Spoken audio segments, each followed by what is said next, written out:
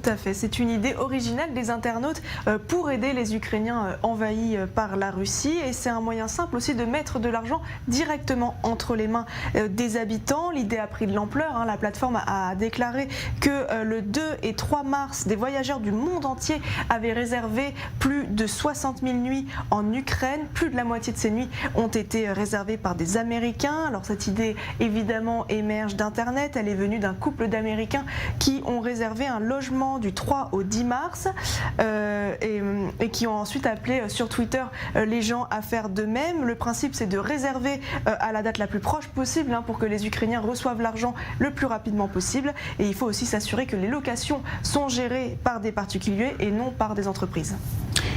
Et la plateforme elle-même de Airbnb apporte son soutien.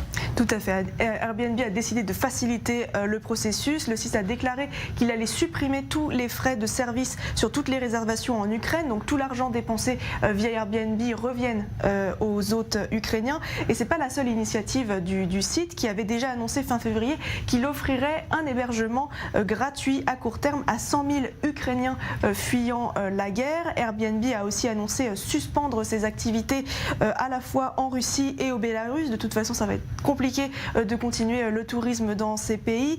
Airbnb rejoint donc toutes ces grandes multinationales, Ikea, Zara, LVMH, etc., qui ont annoncé ces derniers temps suspendre leurs activités en Russie, alors soit par contrainte des sanctions, soit par problème logistique, ou tout simplement pour protéger leur image. C'est vrai que faire du business avec la Russie, ça va vite devenir de moins en moins politiquement correct, et ça va devenir aussi dangereux en termes de réputation, et ça c'est un réel souci pour toute marque.